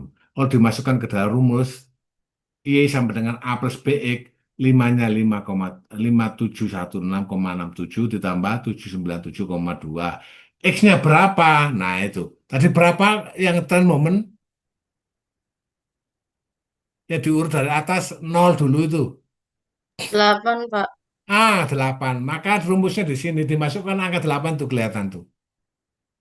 Nanti hasilnya 6,3761119 dikalikan 8. Baru ditambah 5,71667. Sama hasilnya 12.000. Cuma beda belakangnya saja. Sama hasilnya. Walaupun metodenya berbeda, hasilnya sama. Hmm. Ini yang metode trend moment. Nah, dari sini ada yang ditanyakan lagi, Kak? Pak, izin bertanya. Ya. Itu untuk yang 680050 sama dengan 8A tambah 22316.67 itu, Pak. Itu Hmm. tuh perkalian dari 28 dikali 797,02 Hmm. ya, Pak. Betul. Tapi saya menghitung hasilnya ini selisih, Pak, belakangnya komanya. Oh gitu. Kalau di kalkulator saya, koma Iya. 56. Terus nggak apa-apa. Cuma kalau angka di belakang koma nggak apa-apa. Wis. Berarti tidak ngaruh ya, Pak. Ya, so dikit sekali. Kalau Terus, angkat di belakang koma. ya Pak, terus satu lagi Pak yang dapat A sama dengan 5716,67 Hmm. ini dapat dari mana, Pak? 45,45733 dibagi 8. Oh, dibagi 8 ini ya, Pak? Iya, betul. Oh, dimengerti, Pak. 45 Terima dibagi kasih. 5 kali 5, 8 kali 5 kan 45. Nah, Bu Khori, boleh balik ke slide yang sebelumnya nggak, Pak? Oh, boleh dong. Nah, bentar. Ya. Ini. Ya, yang ini. Itu Nah, mau tanya yang metode substitusi dan eliminasi, Pak. Itu kan di mm-mm. bawahnya dikali 7 sama dikali 2. Iya. Itu berdasarkan apa ya, Pak? Dikali 7 sama dikali 2, Pak. Oh, itu. Tadi kan, Nilai iya. 8A sama 28A itu harus sama hasilnya. Mm-mm. Ini itu Bu, apa namanya? Pandai-pandai yang hitung matematika. Ini kepandaian matematika memang. Dikalikan berapa supaya nilai A itu bisa sama.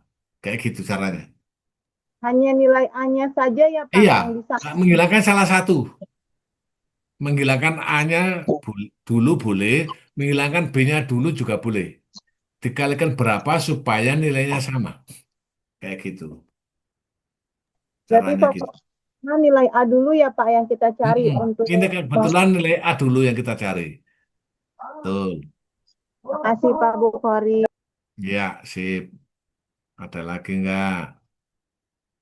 Mbak Erna itu pintar matematika. Oke, itu yang metode trend moment. Sekarang metode least square method. Wah, mungkin sudah pernah Bapak Ibu ini metode least square method. Belum pernah ya? Belum pernah. Kayak meneng kabeh berarti belum pernah. Rumusnya untuk mencari A, sigma Y dibagi N. Metode least square method itu. Terus B-nya sigma XY dibagi sigma X kuadrat. Bagaimana ngisinya?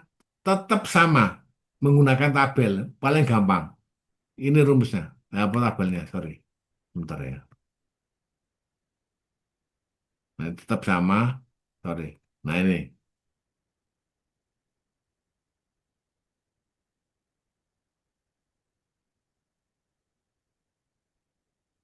Rumusnya sama itu di atas.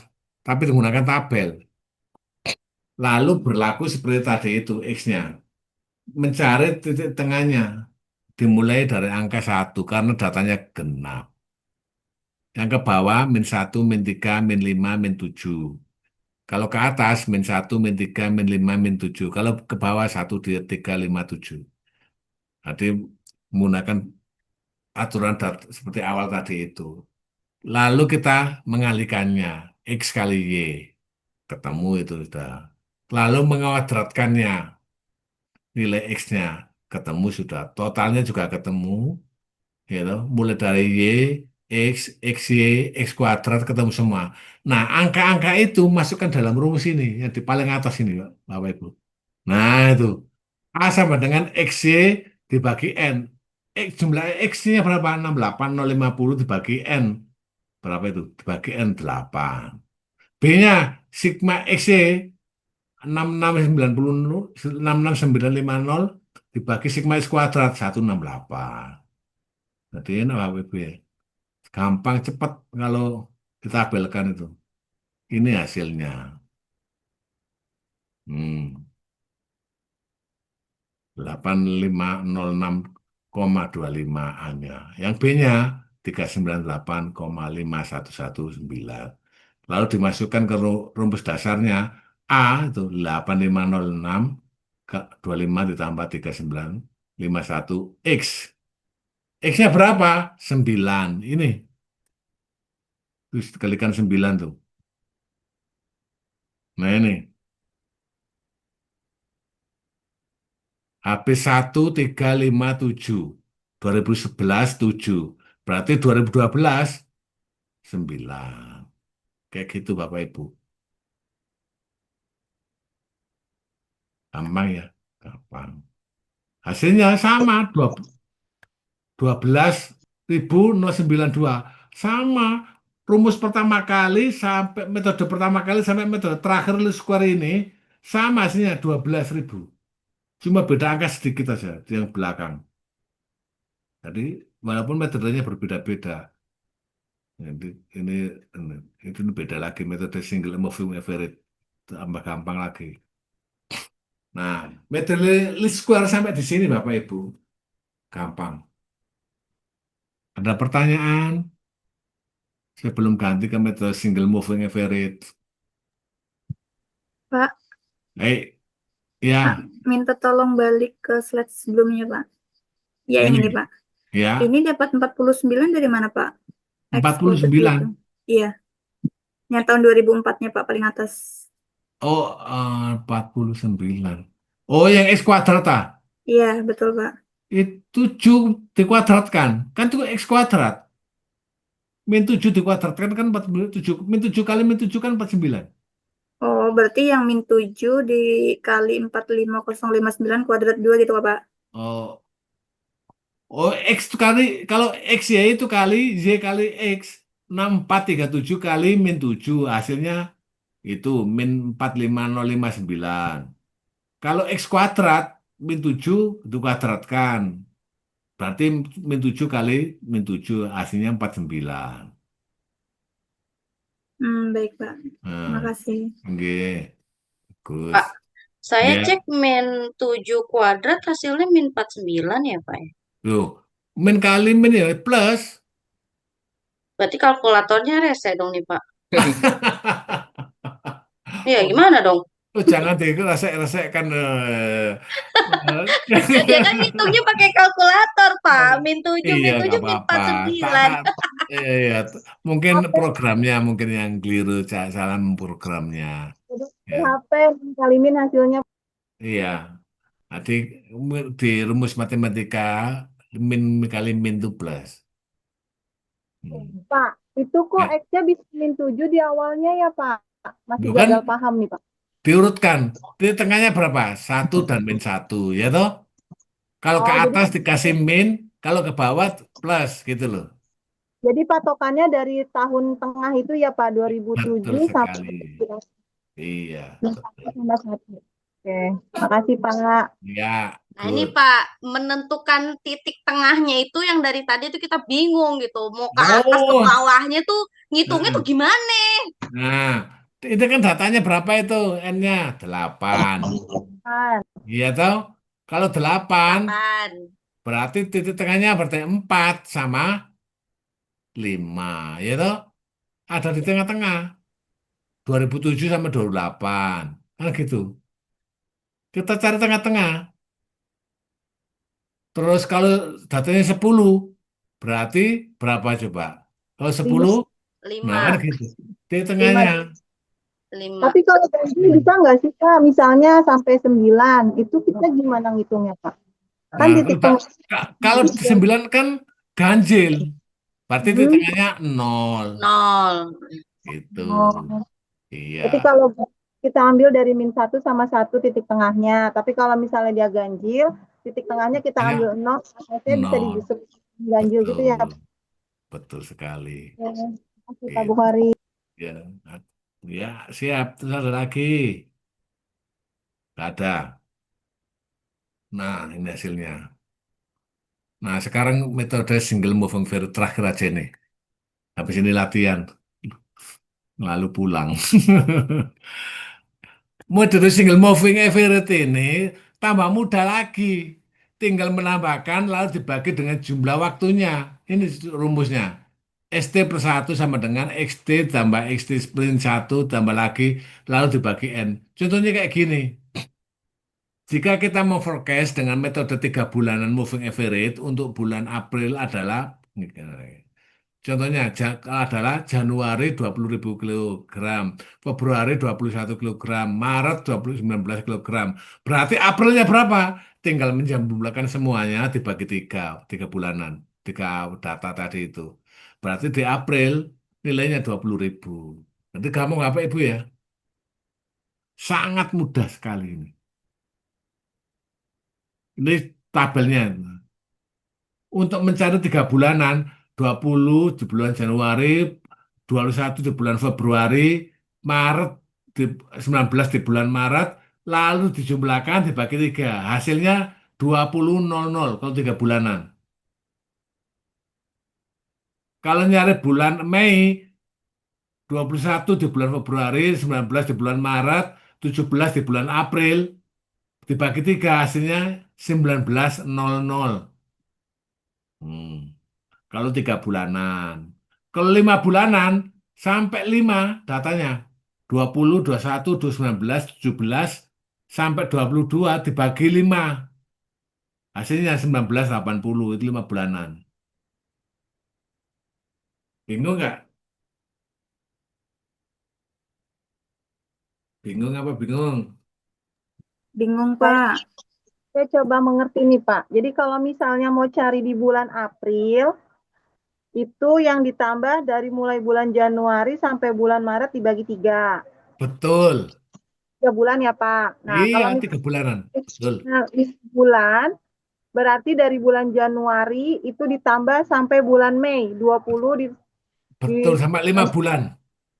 nah itu dibagi 5. Bagi Berarti 5. seterusnya kalau dibagi setahun, kalau dia mintanya setahun dari Januari sampai Desember di total dibagi 12. Betul sekali. Makasih Yes, Pak. tertahu ibunya. Oke ya, berarti sudah bisa. Oke, sekarang tak kasih soal aja, jangan terlalu pusing-pusing latihannya. Nah ini ada di filenya yang akhir, paling akhir.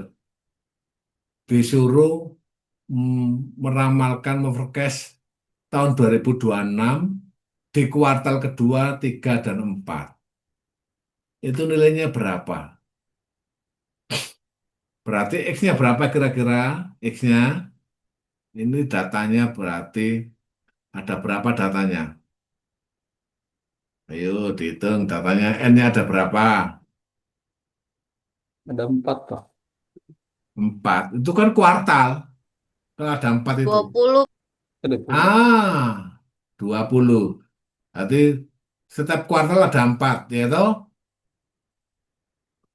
Dikalikan 5, ya toh? Ya enggak. Setiap tahun Kali kan ada 4. Iya, Kuartal pertama, Pak. kedua, ketiga, keempat. Ya toh? Iya, Tiap tahun 4 kan. kali Nah, 5. terus itu ada 5 tahun, berarti kalikan 5. Dari 22 sampai 26. Berarti kan 20 ya lah, N-nya. 20 benar. Nah, kalau N-nya 20, dicari di tengahnya. Ya, terserah dikasih pakai metode turn moment boleh, pakai semi average boleh, pakai least square juga boleh. Ya toh? Nah, misalnya pakai least square, berarti titik tengahnya mana? Gitu. Tengah-tengah. Datanya 20. Tuh, sudah saya tunjukkan, tinggal ngitung, ngurutkan. Pakai turn moment juga boleh. Dari 0 ke atas sampai ke bawah. Silakan digarap. So, persis sama dengan contohnya. Hmm, Beda angka saja, caranya sama. Tinggal menabelkan saja. Lalu nanti hasilnya dimasukkan ke rumus, selesai. Ya,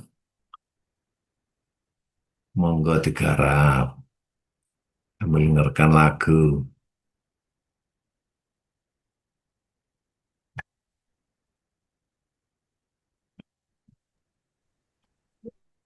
Pak, BTR aja ya. Bingung.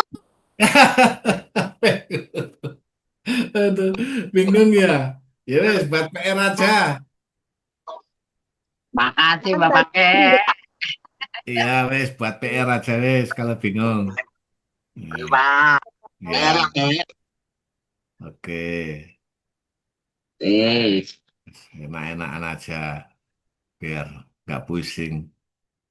Ya,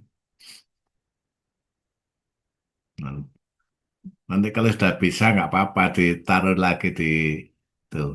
Boleh loh contohan boleh, saling tanya-tanya juga boleh. Yang penting tahu prosesnya itu ya. Digarap dengan berbagai metode juga boleh.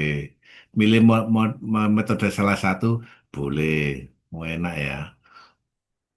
Iya, masih bingung, Pak. Iya, nggak apa-apa. Nanti tanya-tanya tuh Mbak Erna tuh pinter tuh. Wah, Pak, kalau yang ini enggak sih, Pak. Sumpah. Masa? Bingung ini, Pak. Soalnya Oh ini ada bisa. 20. Deh, tinggal cari tengahnya itu kan 20 berarti genap. Iya, Berarti genap satu kan. min Terus ke satu sama bawahnya satu. 19, ke atasnya minus 19 kan, Pak? Iya. Kan Udah sudah deh tuh. kan sudah enak.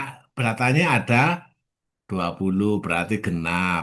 Lalu dikasih lambang X-nya itu titik tengahnya 1 dan min 1 ya toh tengahnya. Kalau ke atas min 1, min 3, min 5, min 7 sampai min 19 ya. Oke. Kalau ke bawah plus 1, 3, 5, 7, 9, 11, 13, 15, 15. 17, 19. Ya toh? Pak, berarti ngejumlahinnya itu yang ada angkanya semua kan, Pak? Iya. Kan ada yang nggak ada angkanya tuh, yang di kolom kolom ini kan, yang di Nah, kolom itu apa? yang dicari. Ya, berarti ngejumlahin untuk mendapat koefisien Y-nya itu Mm-mm. ngejumlahinnya Betul. dari yang ada angkanya kan? Iya, tinggal ngalikan X-nya berapa itu. X-nya yang paling bawah kan 19, terus 17 ke atasnya ya toh, sama 15. Berarti kuartal kedua 15, kuartal ketiga berapa yang tatanya itu 17 dan kuartal 19, keempat 19. 19. Sudah ketemu itu, tinggal ngalikan aja. Berarti Iya toh? benar. Lah iya, gampang. Hmm. Nanti teman-temannya diajari kalau ada yang tanya. Nah, itu kalau pakai metode tren berarti dimulai dari angka 0 ya, Pak? periode Kalau ganjil, kalau datanya ganjil dimulai dari angka 0. Tapi kalau menggunakan metode trend moment, berarti dari 0, atas, paling atas sendiri X-nya. Gitu. Tergantung metodenya juga yang dipakai. Nanti hasilnya sama, bahkan mirip-mirip aja. Walaupun metodenya berbeda. Oke. Apalagi yang ditanyakan. Nanti kalau temannya tanya, diberitahu loh Mbak Erna. Punya. Kalau ada yang tanya ke Mbak Erna, harus dikasih tahu. Apalagi yang ditanyakan. Pak, tugasnya sampai hari Minggu ya, Pak? Iya jelas. Seminggu lagi. Siap, Pak. Terima kasih. Iyalah, itu. Pak, pokoknya yang penting bisa. Iya. Makan yang penting bisa gitu aja. Gak apa-apa seminggu lagi. Gitu. Itu Bapak bukan punya kesibukan selain kuliah. Pak Di Buhori, dalam, ya halo Pak. Pak. Ya Pak, jadi titik tengahnya itu di 2023 dan 2024 ya Pak. 2023 Iya, minus ke atas, 2024 ke bawah plus. betul sekali. Itu Pak. Iya, betul. Nanti, wes tinggal ngalihkan aja itu sudah kelihatan bisa. Bukannya 2024 ya, Pak? Apanya? 2024 kuartal 2 dan kuartal 3 tuh tengahnya. Ya, dibagi 20 kan kelihatan di tengahnya. Dibagi 2 udah kelihatan. Iya toh? Nah, itu. Nggak usah pusing-pusing. 20 dibagi 2 udah kelihatan di tengahnya. 24, Pak. Di minggu di minggu ke Nah iya, ada kedua 2 sama di tengahnya. Karena genap, ya toh? Kalau ganjil di tengahnya sendirian, 0. Tapi kalau genap di tengahnya ada 2, min 1 dan 1. Kan gitu. Waduh gampang itu nyarinya. Sudah tak tunjukkan kok. Hasil akhir itu yang dicari X-nya 15, X-nya 17 dan 19. Ya toh? ya, Kan tinggal Pak. ngurus ke atas Iya, aja itu. Pak. Ketemu udah. Terus enak pol pokoknya. Tapi tanggung jawabnya Mbak Erna harus memberitahu kalau ada temannya yang tanya. Kan Mbak Erna yang tahu itu yang cepat itu nangkep. Ngitungnya juga pakai Excel cepet gitu. Ya toh. Jadi gak ngitung satu-satu kalau pakai kalau Excel. Apalagi tahu rumusnya ya toh. Hmm. Jadi sekitar 15 menit ngono wis mari. Akan nggak sampai lah. 5 menit mari. Karena ngitungnya nggak pakai satu-satu masalahnya. Kalau sudah menggarap pakai Excel. Oke, apalagi? Nanti nggak bingung ya. Nanti kalau bingung, tanya ke Mbak Erna. Wah, Iya, ini Pak. Nanti saya bingung tanya Erna, Pak. betul. Mbak Erna itu cepat sekali ngitungnya itu. Kelihatannya sudah kulino gitu loh, pakai Excel kita lihat itu. Jadi ngitungnya kayak satu-satu. Langsung ret, langsung Ya, jawab. apa pakai Excel mau pakai apaan? Lah iya cepet gitu loh, kayak satu-satu. Karena tahu rumusnya sudah. Mbak Erna memang jago, Pak. Oh, makanya. Ya, ya, ya. Wow. Ya, Kayak ayam silakan. jago. Iya. Iya. Banyak yang pada keluar, Pak. Tadi pada ngelicap ya, Pak. Iya. Yes. Pasti gitu. Kalau udah berkaitan dengan pekerjaannya, ngitung itu cepet deh itu. Pakai Excel itu membantu sekali. Excel. Bu Erna emang jago, Pak. Iya, itu kelihatan Kayak di lincah tangannya itu kalau gitu. petani pakai, Pak. Dia di bagian tukang hitung menghitung dia, Pak. Tiap hari pakai Excel, Bapak. Apalagi ngitung duit, wah tambah cepet. Pandai, Pak, memang, Pak. Bu Erna ini. Kalau duit mah enggak, Pak. Saya Itu, boros. banting. Yang penting nggak boleh pelit kalau ditanya teman-temannya. Ya, ya, gitu loh. Mesti ada yang pinter ngitung. Udah ya, nggak ada pertanyaan. Kita sudahi ya. Sudah, Pak. Cukup, Oke. Agak Pak. kurang. Monggo Mbak siapa? Admin, Terima kasih Pak Mbak Bukhari. Lisa. Pak, ini nanti untuk tugasnya dikumpulkan seperti minggu yang kemarin Iya, atau ke langsung situ dibahas? aja ya. Oh, oke, baik. Nanti untuk tugas dan link pengumpulannya akan saya bagikan di learning ya Bapak Ibu semua. Iya. Paling lambat besok malam. Enggak, seminggu lagi. Oh, enggak Pak, maksudnya saya nguploadnya di learning paling Oh lambat iya, besok malam iya, seperti iya, itu. iya. Hmm. Iya. Sebelumnya terima kasih Pak Bukhari buat Oke, materinya sama-sama. pada malam hari ini. Terima Ya. kasih untuk Bapak Ibu semua atas kehadirannya. Sehat-sehat selalu. Dan juga Amin. semoga Amin. nanti lancar-lancar sampai UAS. Alhamdulillah. Amin. Masih carikan yang mudah aja. Baik, karena waktunya sudah menunjukkan 25.03 untuk perkuliahan pada malam hari ini. Sampai di sini. Selamat malam dan selamat beristirahat. Terima kasih Bapak Ibu Terima kasih semuanya. semuanya. Terima Terima kasih kasih Pak Pak Terima Bukhari. kasih Pak Bukhari. Bukhari. Salam. Makasih.